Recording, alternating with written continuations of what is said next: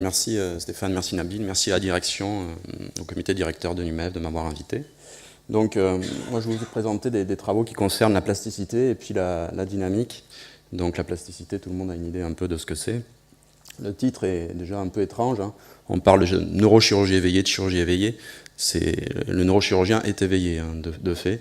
C'est juste que le patient est éveillé pendant la chirurgie et coopère avec le neurochirurgien. Je vais vous expliquer ça. Donc, de plasticité, et puis j'ai étendu ça à la dynamique. La dynamique, c'est plutôt l'étude des relations en temps réel entre différentes aires du cerveau, donc comment elles dialoguent et comment elles produisent de la fonction. Donc, d'abord, le problème. Alors, c'est ce contexte de la neurochirurgie éveillée. On a un problème, c'est qu'il faut opérer des patients qui ont des tumeurs qui sont diffuses, qui sont progressives et qui se développent de la manière suivante. Donc, on a un développement qui est très lent, de l'ordre de 4 mm par an. Alors, il n'y a pas beaucoup de cas, hein, 10 à 20 cas. Ils envahissent les substances sous-corticales. Ils sont révélés par crise d'épilepsie dans 90% des cas, c'est-à-dire que c'est des patients assez jeunes, 30-40 ans, on le voit, qui font une crise d'épilepsie soudaine, et puis ils passent au scan, et on se rend compte qu'il y a une prise de contraste, une masse, donc ils n'ont pas de déficit avant. Et par contre, il y a une transformation anaplasique, c'est-à-dire qu'ils se transforment en tumeur de haut grade dans 50% des cas, 5 à 7 ans après les premiers symptômes et la crise d'épilepsie. Donc il y a un risque vital, bien sûr, et une médiane de survie qui est autour de 10 ans. La localisation de ces tumeurs, elle est essentiellement frontale, bon, vous voyez, soit dans l'AMS, donc c'est ici l'aire moitié supplémentaire, ou soit essentiellement dans les lobes temporaux, avec des localisations qui sont plus embêtantes, et on verra pourquoi. M1 qui est l'aire motrice primaire, et S5 qui est l'aire sensorielle primaire. Donc là où arrivent les informations somatosensorielles, et de là où repartent les commandes motrices. Ouais. Alors, en fait, là, on doit être en convention. Je vous le préciserai quand la convention est neurologique ou normale, c'est-à-dire que convention neurologique, la gauche est à droite et la droite est à gauche, mais vous aurez les deux cas. Donc, en fait, ce qui est conseillé, enfin, voilà, la procédure chirurgicale qui est mise en place, elle a deux buts qui sont antagonistes. C'est bien sûr ne pas induire de séquelles, mais comme dans toute chirurgie qui est impliquée dans les cancers, il faut prendre une marge, donc elle doit se faire de la façon la plus large possible. Donc il faut savoir ce qu'on doit enlever dans le cerveau. Et vous avez vu les volumes qui sont assez importants. Donc l'idée, c'est de savoir comment est-ce qu'on doit naviguer en fait dans le cerveau, et puis qu'est-ce qu'on doit enlever. Une contrainte importante, c'est qu'on doit en fait aller couper des choses à l'intérieur d'un réseau avec des faisceaux de substances blanches qui connectent différentes aires. Donc ici, vous avez une représentation par imagerie à tenseur de diffusion, alors qui sont des modèles qui utilisent, enfin des techniques qui utilisent des modèles a priori et qui sont basés sur le déplacement des molécules d'eau, et on est capable de voir un peu comment ces molécules se déplacent, et du coup de façon anisotropique, et donc de reconstruire ces réseaux-là. Alors, c'est pas la technique utilisée. Et je vais vous expliquer pourquoi. Ici, on a voilà, un cerveau en pleine dissection. On voit donc qu'on a une épaisseur corticale qui est très fine, hein, aux environs d'un centimètre, et puis très rapidement, on est dans les faisceaux de substances blanches. Donc là, on reconnaît différents faisceaux. Pour information, quand le professeur Dufaux a fait une école de dissection autour de ces aspects-là, il y a des pontes, hein, de l'imagerie, de la neuroimagerie qui sont venues, et il y en a même certains qui ont dit « Ah ben tiens, on voit les faisceaux ». Donc voilà, donc, pour vous dire qu'il y a une certaine méconnaissance, et que passer par la dissection, c'est toujours important. Donc très rapidement, puisque bon, c'est 1 centimètre, vous allez être à l'intérieur de ces faisceaux de substances blanches. Et là, c'est problématique, parce que si vous coupez un mauvais faisceau, c'est-à-dire qu'à quelques millimètres près, vous allez disconnecter des aires qui étaient a priori dans un état relativement sain. Donc, l'autre chose aussi, c'est que là, on est dans une préparation particulière. Il y a des liquides qui sont... les cerveaux passent dans des préparations particulières, ils sont réfrigérés, etc. Il y a tout un protocole de préparation qui vous permet de différencier la substance grise de la substance blanche, donc des faisceaux de substance blanche. Et in vivo, ce contraste n'existe pas. Donc, comment est-ce qu'on peut tester la fonction in vivo et en temps réel pendant la chirurgie? Et toute la procédure qu'a développée le professeur Dufaux, donc, qui est ici à Montpellier, et qui est spécialiste dans ce domaine, c'est une procédure basée sur deux choses. D'abord, un patient qui est éveillé et qui réalise des tests d'intérêt en rapport avec la localisation de la lésion, et puis la stimulation électrique qui en fait, ça ne stimule pas, ça inhibe le fonctionnement transitoirement d'une zone. Donc on utilise la stimulation électrique pour générer une lésion transitoire et réversible. Là ici c'est représenté au niveau cortical, et il le fait aussi au niveau sous-cortical quand il commence à enlever la tumeur. Alors ici, en général, classiquement, vous avez des repères anatomiques qui sont A, B et C. Les lettres, c'est des repères anatomiques qui repèrent déjà en utilisant l'échographie. Ça a été un des premiers à utiliser l'échographie directement après craniotomie sur le cerveau. Et ensuite, les numéros correspondent à des sites fonctionnels. Je vais vous en montrer un exemple après. L'autre problème, c'est qu'en plus de ça, donc on va enlever une tumeur qui est assez grosse, assez volumineuse, donc on a un corps qui se déforme. Je vous déconseille de parler de neuronavigation avec le professeur Dufaux, ou alors allez-y équipé d'un casque et puis de protection, parce qu'il est rigoureusement contre. Et l'autre problème aussi, c'est qu'on a affaire à une variabilité interindividuelle du cerveau qui est importante. Alors, j'espère qu'on a le son. Ceci est une cloche. Voilà, le patient qui parle. Ceci le neuropsychologue à son chevet. Voltaire, l'ancien. Ceci est un train avec des lagons. Dites-moi simplement l'image. Ceci est un éléphant. Ceci est un canard. Ceci est un lit. Ceci est un aspirateur. C'est bon le mouvement, la vitesse? C'est le patient. Ceci est un chien. Ceci est une voix. La prosodie change. Ne chantez pas, lui dit. J'adore chanter. Ceci est un accordéon ou un bandoléon. Ceci est un cheval. Ceci est un sapin. Ceci est une étoile. Ceci est un canon. Ceci est un serpent. Ceci est une brouette. La vitesse est bonne. Très bien, très bien. Ceci est un pied avec une cheville. Ceci est une Ceci est un rhinocéros. Ceci est un chapeau. Ceci est un tambour avec des baguettes. Ceci est un pan. Médien faisant la. Donc voilà un exemple de coopération entre le patient et puis le neurochirurgien. Donc en fait, ce qu'on a vu, c'est que le patient réalise un test qui s'appelle l'adéno 80, qui est utilisé en orthophonie. Pardon. Il y a des images et le patient doit dire ce que c'est en fait. En même temps, il bouge pour voir s'il n'y a pas d'atteinte du mouvement. On est dans des zones qui sont proches du langage articulé, c'est l'aire de Broca. Voilà. Et en fait, ce que révèle la cartographie fonctionnelle qu'il fait, c'est que vous avez ce site numéro 4 qui en fait que le patient change de prosodie et il passe d'un langage parlé à un langage chanté. Donc bon, outre le caractère anecdotique, ça vous illustre aussi que chaque cerveau est différent et qu'il est formaté en fonction des contraintes qu'on lui impose. Hein. La représentation de la main sur la main chez un pianiste, c'est pas la même que celle d'un footballeur. Donc en fait, on induit par le comportement qu'on a une grosse pression sur le formatage du cerveau. Voilà. Donc ça veut dire qu'il faut avoir un outil pour cartographier en temps réel ce qui se passe. Est-ce qu'on peut s'appuyer sur la plasticité cérébrale? Alors là, je vais être provocateur, mais pas tant que ça. C'est-à-dire que quand on compare sur les bases de données qu'on utilise le plus en sciences médicales, PubMed, si on tape Brain Plasticity and Strokes, donc les AVC, les accidents vasculaires cérébraux, qui sont des événements aigus et soudains, donc, et puis qu'on compare avec tumeur cérébrale, ben, vous avez 1500 références, 270 qui sont quasiment tous issus du professeur Dufaux. Donc ça influence forcément la compréhension des phénomènes de plasticité post-lésionnelle. est-ce que la plasticité est un phénomène limité? Alors si on regarde tout ce qui se passe pour les AVC, on a tendance à répondre oui. Cependant, je vous montre ici des exemples de résection, voilà, de patients avec des volumes qui sont très importants, autour de 100 cm3.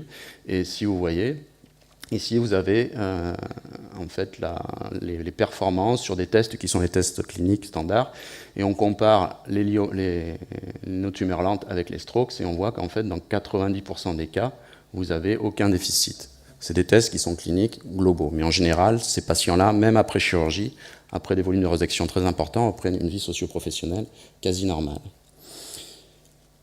Pourquoi il y a cette différence entre les AVC et les gliomes infiltrants de bas grade? Intuitivement, vous le comprenez assez vite, c'est la lenteur du processus de développement de la lésion. On peut comprendre ça assez vite, les cliniciens le savent, les neuroscientifiques ne le savent pas forcément.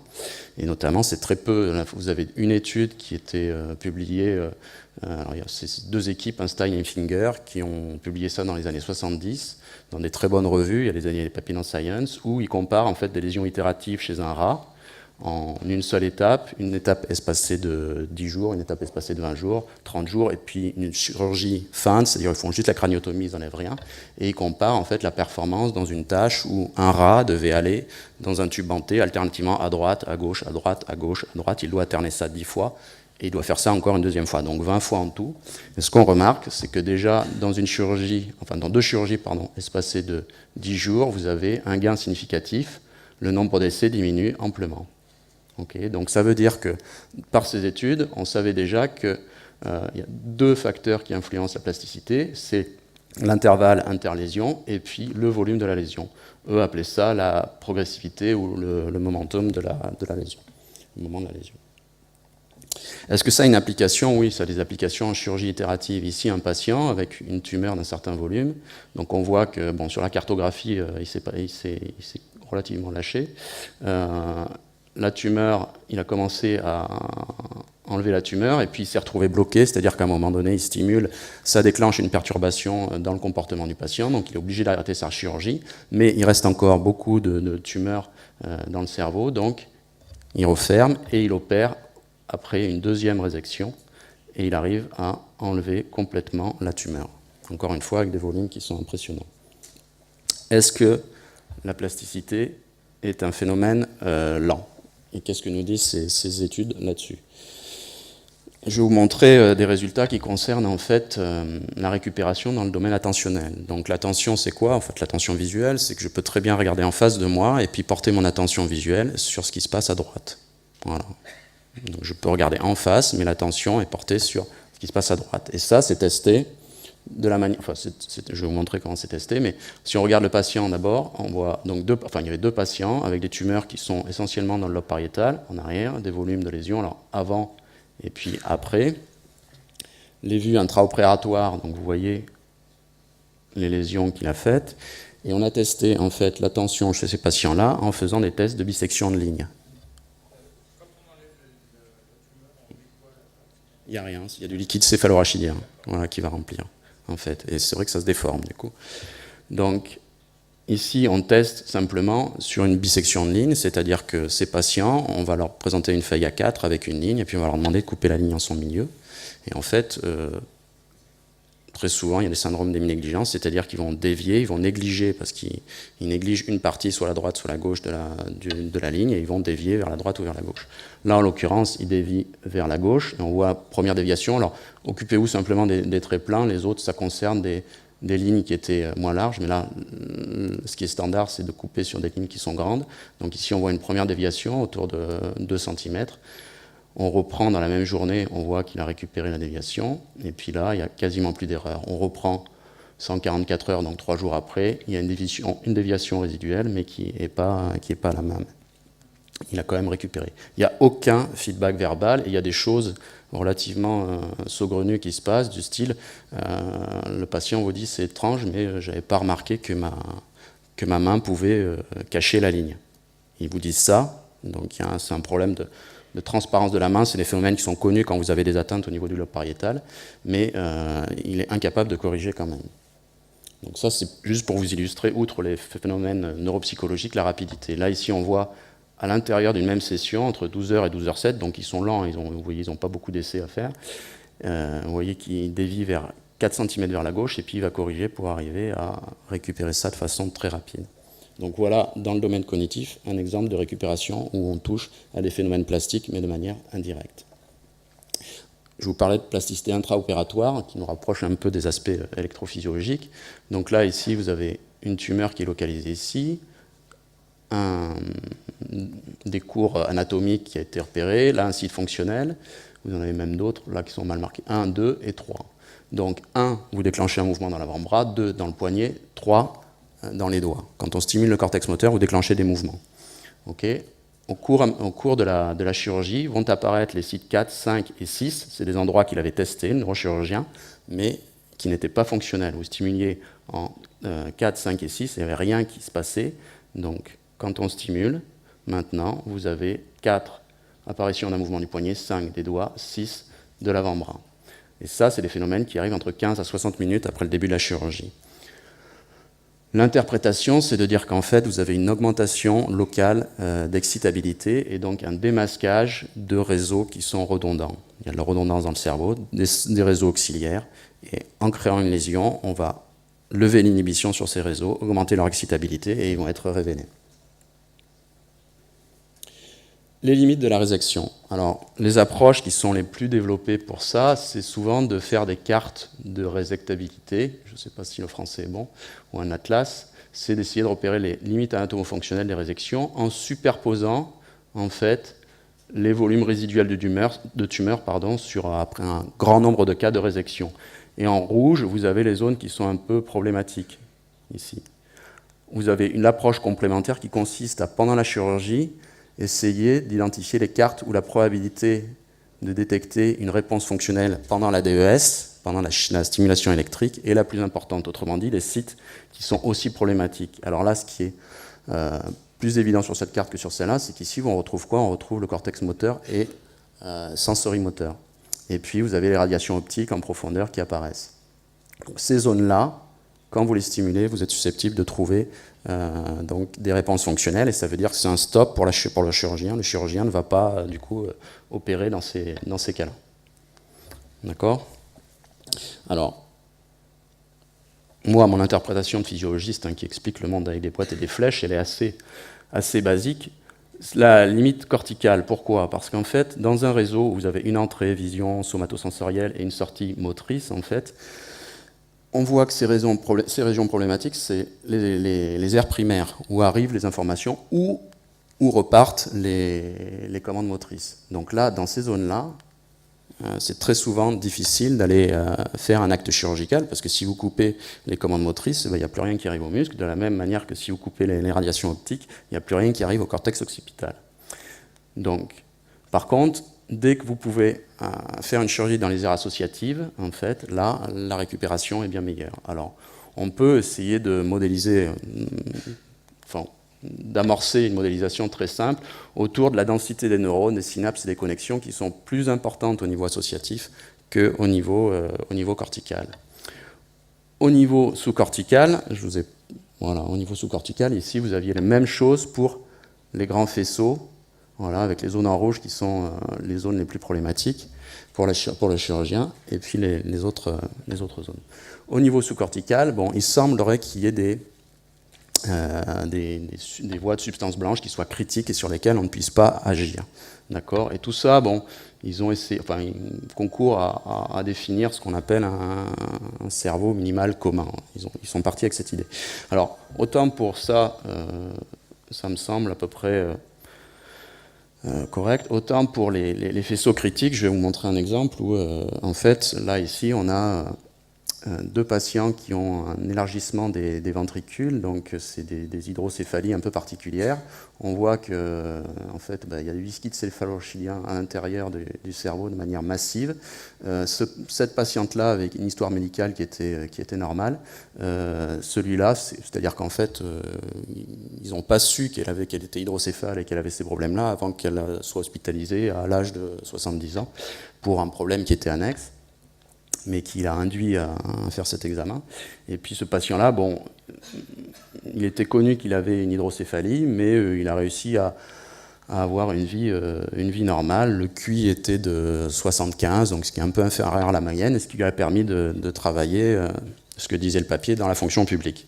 Donc voilà. Donc, vous voyez que pour ce qui est des faisceaux sous-corticaux, en fait, peut-être que le critère le plus important dans tout ça, c'est que le cerveau a vraiment une grande capacité de s'organiser, à la condition qu'on lui laisse le temps. Et voilà. Après, il faudrait effectivement aller faire des études pour savoir en fait qu'est-ce qu'il y a en dessous de l'épaisseur corticale en termes de faisceaux de substances blanches, voilà, comment ils sont compactés, comment l'élargissement de ce ventricule a induit ces phénomènes de compression.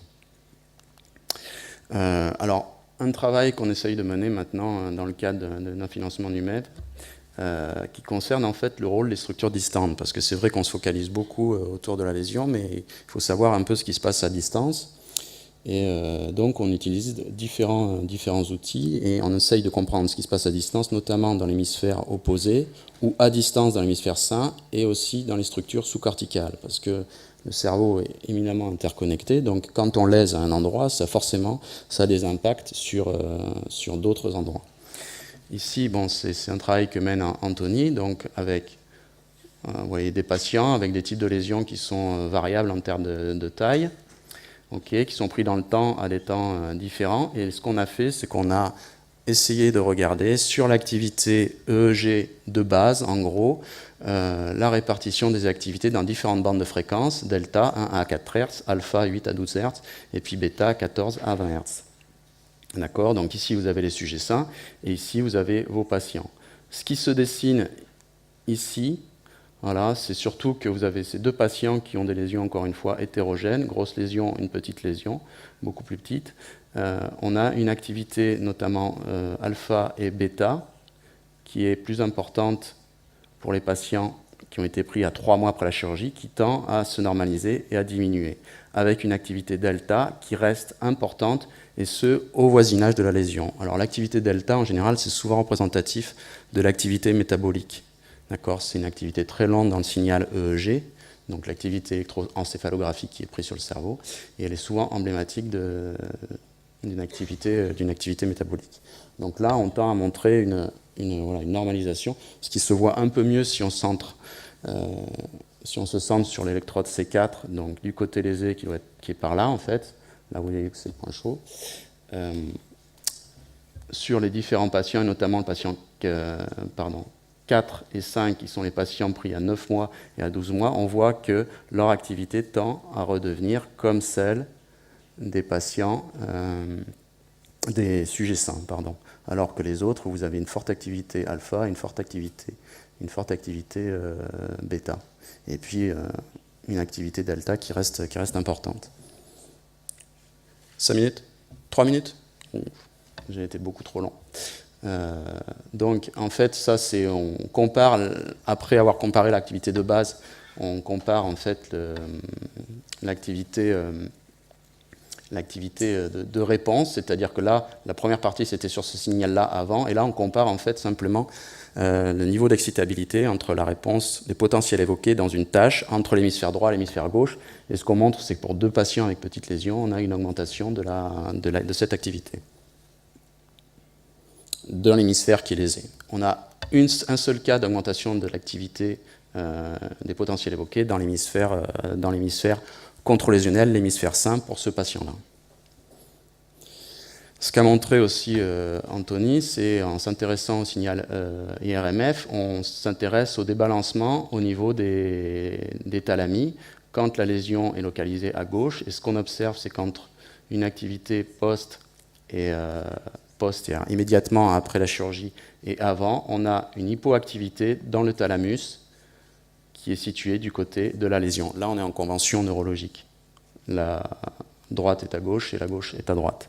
Donc, la lésion est gauche et ce thalamus-là présente une hypoactivité dans les conditions, quand on compare après et avant la chirurgie. Là, ici, on compare le avant et longtemps après, le follow, et on voit que ça tend à se normaliser, que la différence entre les deux hémisphères tend à être égale. Ici, c'est la même chose pour le cervelet. Et on remarque que du fait de la lésion, quand on compare immédiatement après la chirurgie et puis avant, on a une hypoactivité au niveau du cervelet.